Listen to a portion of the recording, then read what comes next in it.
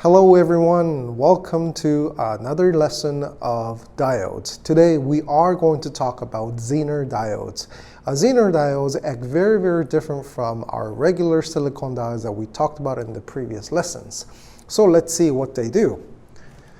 So first, the Zener diode's symbol or the schematic kind of looks like a regular diode. However, the negative terminal looks like that Z. Okay, and it still stays the same where this is the anode and this is the cathode. The one special thing about the Zener diode is that it acts like a regular silicon diode when it's forward biased. However, it also conducts when it's reversed bias as well under certain voltage.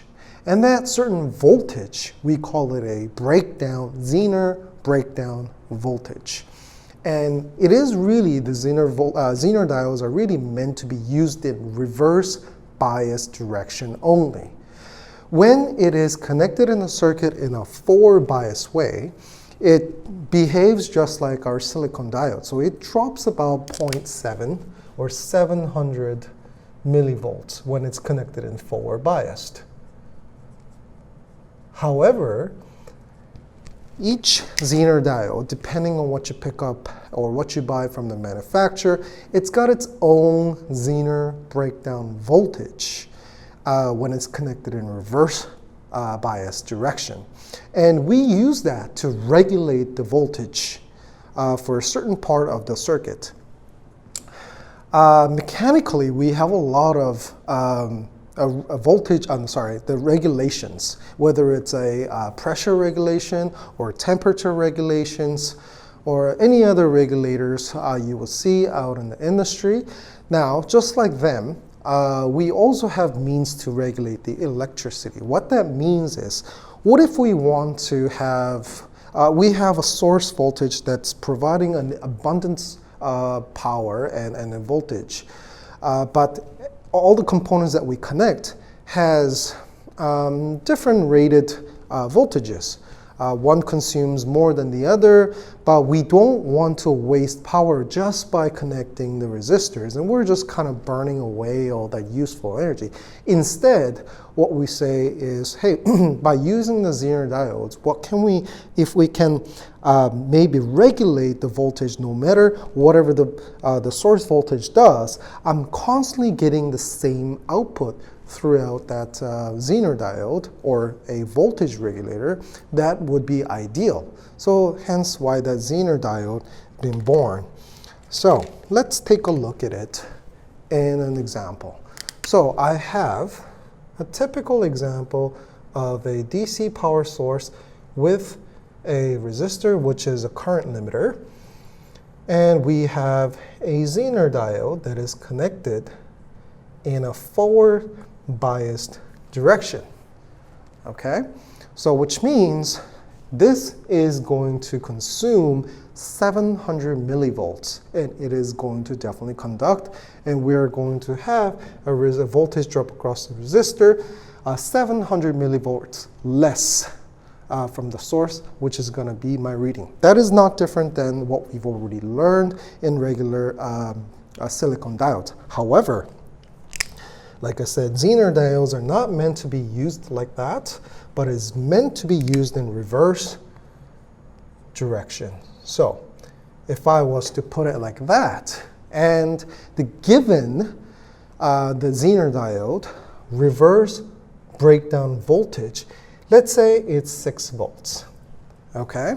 And if I have a 4 volts supplying power, the voltage from the DC power supply, is this circuit on or off?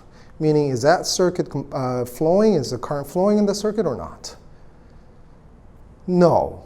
Well, because we need to see at least the minimum 6 volts for that circuit to be on, for the current to be flowing. Okay? If it's connected in reverse bias direction, and the source voltage has to be at least the minimum of the specified Zener voltage, breakdown voltage, to have the current to be flown. What that means is, in this manner, because the source voltage is smaller than the Zener breakdown voltage, the current is not going to work. However, if I increase the voltage of the power supply to 8 volts, and all of a sudden now we have the voltage is greater than 6 volts, therefore it's going to break down. It is meant to be broken down internally inside the Zener diode, unlike our silicon diode, and it starts to allow 6 volts to be regulated across these points. Okay, so let's go back to our example of 4 volts. If we were just using 4 volts at this point, remember how I said because it's smaller than our Zener breakdown voltage, the circuit is not working, there is no current flowing. So what would be my voltage reading across my Zener diode? Well, because there is no current, we're not dropping any voltage across this resistor, which means I'm going to see a source voltage, which is 4 volts. Now, if I was to, again, increase the voltage of this power supply to 8 volts, now we have a source voltage that is greater than the Zener voltage. It is going to conduct, which means when I measure the voltage output across the Zener diode, I'm going to read 6 volts. I'm going to read 6 volts. So if I had any other load that was connected to it, let's say a resistor or some other resistor, these resistors or these loads, let's just say, are going to constantly get 6 volts. Okay, that's what the Zener diodes do. What if I increase this to 12 volts? Will that change? No, theoretically, they don't change, and it will remain 6 volts across. That is the beauty of the Zener diodes, and that's what it means by regulating the voltages. Anyways, let's erase this, and let's take a look at this circuit a bit more. So, since we have a breakdown voltage of the Zener diode to be 6 volts, and we know we're getting 6 volts across this diode, what is the voltage drop across the resistor? Correct. Our resistor voltage, just say this is 2 volts.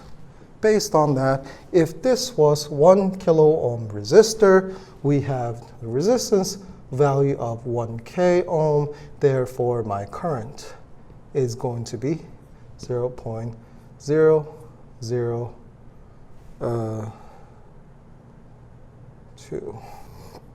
amps, which is a 2 milliamps.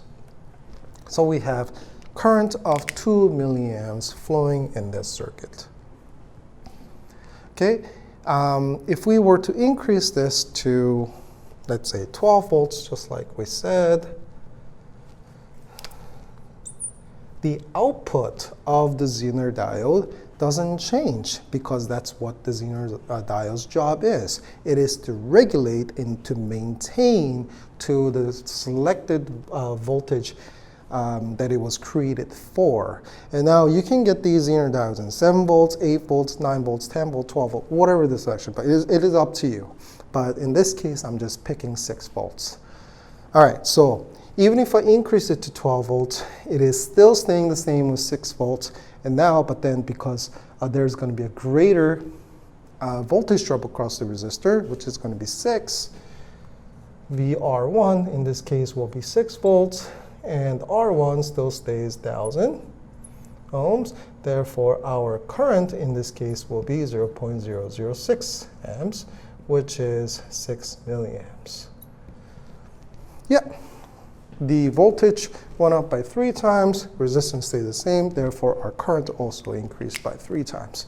No big deal, it's pretty simple, correct? Now, if I was to increase this by, I don't know, about 50 volts, let's just say, what is that going to happen? Well, it's still going to maintain, theoretically. And I'll tell you what happens in reality. When it's increased like that a lot, but for now, let's see what happens. Well, it is still going to maintain to 6 volts, and of course my drop across the resistor is going to be 42 in this scenario 3. 42 volts, R1 still, oops, still 1000 ohms. Therefore, my current is going to be 42 milliamps. Makes sense? Okay, so you can see that as we're increasing the voltage of the power supply, the output of the Zener diode still stays the same. Well, the things that we're increasing is the current of the circuit, because we're increasing the source voltage. So that is one cool thing to see. Now, I did say that if we increase the voltage, the values may not stay the same. What I mean by that is the Zener diode is trying its best to maintain the selected voltage for that the manufacturer value. However, it can be off by 0.1, 0.2. If you're pretty close to, if your source voltage is pretty close to the Zener voltage, that is where you get the most accurate values. However, when that source voltage is increasing, it tries to regulate it, but you may see a number variated to maybe 6.8 volts, in this example 6.9, perhaps 7, but before that, now it's going to be too much current that's flowing through the Zener diode. Therefore, you may actually break the Zener diode. And then the maximum allowed current for these Zener diodes also been specified in the manufacturer sheet, specification sheet. So make sure you take a look at it before you increase the voltage recklessly, I would say. Now, if obviously, if you drop the source voltage below the Zener breakdown voltage, obviously then that's where it falls. If it's 5 volts, the out is going to be 5 volts because it is an open circuit. If it's 4 volts, you're going to read 4 volts. You're just going to read the source voltage if the source voltage is below the Zener breakdown voltage. So yeah, so that was a quick example of the Zener diode in DC. And let's see what happens in a AC circuit. Okay, everyone, so we're back here with Zener diode in the AC circuit. Let's see what happens to the output when it is put in this way. So we have, again, a resistor as a current limiter, as well as you have the Zener diode pointing this direction. So the positive alternation that's happening is going to be affected by this, and this is going to be a reverse bias, which is going to work, and it's going to regulate to 6 volts because my source voltage is greater than my Zener voltage. However, when it's in a negative alternation, well, it is acting like a forward bias diode, therefore it's only going to dissipate 700 millivolts, as we see up here across the resistor. So if we were to see this in a graph, the positive alternation, if I had an output here, then we're going to see something like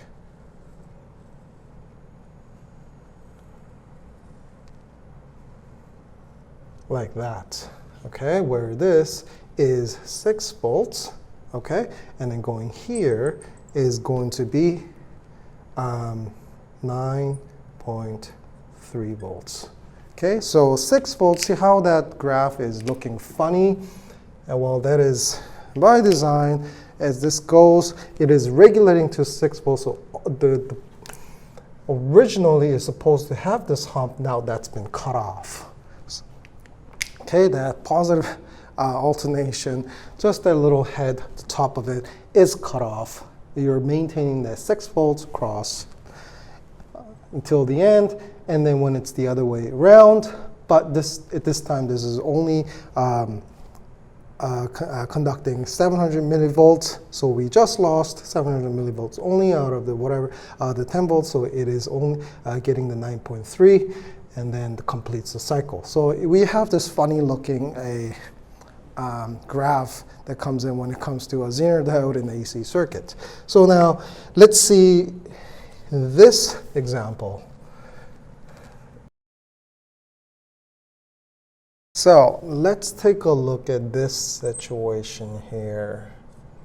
If I was to put 2 Zener diodes in this manner, and I got the same breakdown voltage of, this is D1 and D2, okay? Now, let's look at it here. Is this going to work? No, it is not going to work. Well, because maybe for the negative alternation, but then for the positive alternation, it is not going to work because our Zener voltage is combined to be 12 volts, but I'm only supplying 10 volts. Therefore, when it's in a positive alternation, it is not going to conduct. However, in a negative alternation, it only acts like a forward bias, so it's going to drop 700 millivolts, therefore 1.4 volts being dissipated across these 2 Zener diodes, and then to be used in the resistor. Okay? So now, let's take a look at another scenario where I'm going to flip this bottom Zener diode to opposite direction and see what happens. Okay, let's say this is D2, all right? Now, this is fine because we need 6 volts across this resistor, resistor diode, but it only requires 700 millivolts going this way. So total, it's going to dissipate 6.7 volts, positive and negative across these 2 diodes, correct? So, what this is going to look like is instead of this, I'm also clipping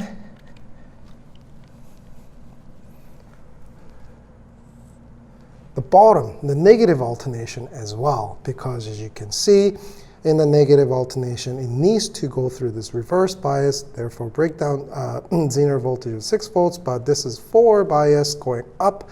It only requires 700 millivolts, so 6.7 total as well in negative direction, okay? And this is positive direction going that way. So we have this funny looking graph. Before it was just the top positive alternation that the top portion was cut off. However, when I put the diodes one up and one down like that in an opposing direction, then it's going to look like this. Both heads are cut off from the positive and negative section. We call this a clipper, because we clipped it top and bottom. So anyways, I hope you guys enjoyed this short lecture on Zener diodes. That's really much it. The Zener diode, the main point is that it regulates the voltage to its set manufactured breakdown voltage. All right, everybody, hope you guys liked it, and I'll see you next time. Thank you.